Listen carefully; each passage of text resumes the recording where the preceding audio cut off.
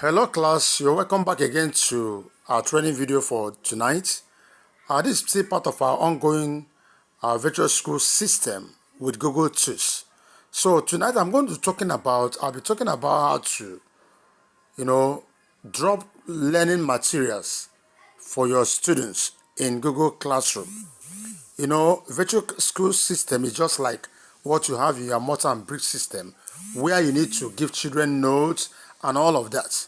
So how do we do it here on Google Classroom? Let's go now. Let me go to my class. This is my class right now.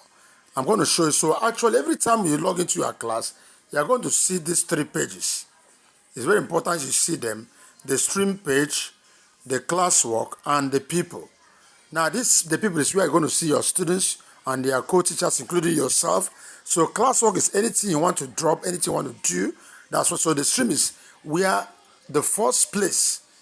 Everything that is happening here will be showing you announcements, information. When a student logs in, is going to see all of this. So I'm going to click on classwork because I want to drop class materials right now.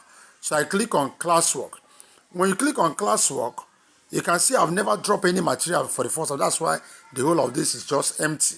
So you're going to see this plus sign here. It means add.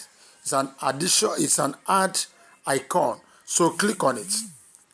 You click on it. And now you're going to see assignment, quiz, question, material, release, this and that. Click on material. You want to drop note for the students. Now, when you click on materials, there are a few things you're going to do. Listen to me. You need to know this part. It's very important. Virtual school system is tech altogether. So you don't think what you do there in the class is obtainable here. You must know everything, and I'm giving you comprehensive teaching. So learn everything you need to learn here. Now, the first thing you do, for instance, if this is an English class and I'm teaching pronoun for today,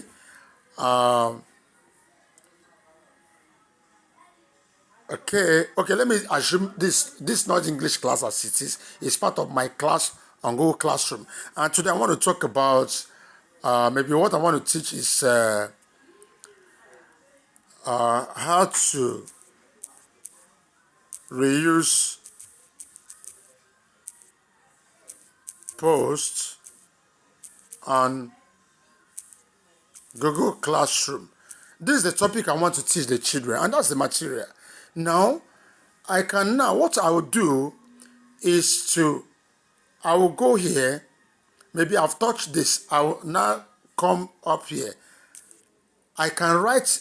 If this is a note that I need to just write, something that's short, I have told us, if you have been following our training, you don't need to, anything you know is going to take too long, just prepare it and put it as an attachment.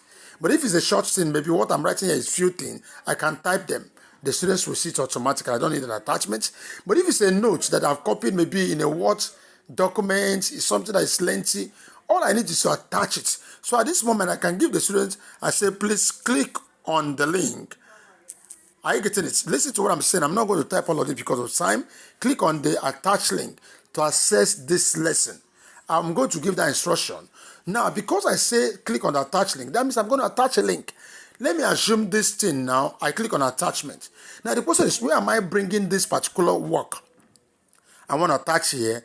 Is it from my Google Drive? Am I inserting link, maybe a blog link, a YouTube link? And you can see now, if you're a teacher watching this video as part of the training you're undergoing now, whatever you're watching from the YouTube channel or all that, this is where you benefit so much. And that's why I encourage schools and teachers to run blog or YouTube. Now, if you have a class, it doesn't matter the name of the class. Anytime you want to go online, watch people who do things online. If they are running an online class, let's say on how to cook, you're going to see them having a blog site on how to on issue of cooking. They also have a YouTube channel on cooking. They are writing ebooks on cooking. Do you know why? They are going to use all of these tools to promote the rest. Now, what am I saying? For instance, you're writing on whatever, on English language. That's your class. And you have a blog site on English language. You have taken your pace, your time to write that blog. the use of pronouns, and you've written that blog. Now, when you want to teach a class, and this is a special class that I have paid you for, you don't need to start wasting your life here writing again. All you need to say, children, please click, or students, click on this attached link to access this thing. You go to your blog, copy the link, and attach the link here. So when they want to access the contents of the materials of the lesson, they are already going to your blog again. And that's another way to drive organic traffic. You are earning from the class you are holding with them by collecting little fee from them. You're also earning by them visiting your blog. If that blog is a monetized blog, as they're visiting, you are making money from that blog. If it's a YouTube channel where you are preparing videos on English language, on pronouns, you attach the link. They go there and watch it. You don't need to repeat it. Are you seeing how this is work? So I always say people, once you decide to go online, embrace as many things you need to embrace. Very important. Now, see what I'm going to do. I want to attach link. And which link? I can also upload files. I can all do this, but I want to attach link. Now, what link will I attach? I want to go to my YouTube channel. Sorry. Just watch me now. I want to go to my YouTube channel and pick up a particular video. A video I prepared on that area. Now, look at that video. That video says how to reuse. Remember, that's what I put there. Okay, that's the video. I want to copy it. Just watch what is going to happen. I just want to show you. This is another way to show you how to do these things. Now, I attach this link. I paste it. I click on add. Are you seeing it? The link, my YouTube video link is showing. So when I say how to reuse posts on Google Classroom, I say please click, students click on that link to watch the video on this. They are going to click on this and it's going to take them to my YouTube channel where they will now take time and watch the video. And they have learned. That's to me, that's the way I want to teach them. I want to teach them through video tutorial.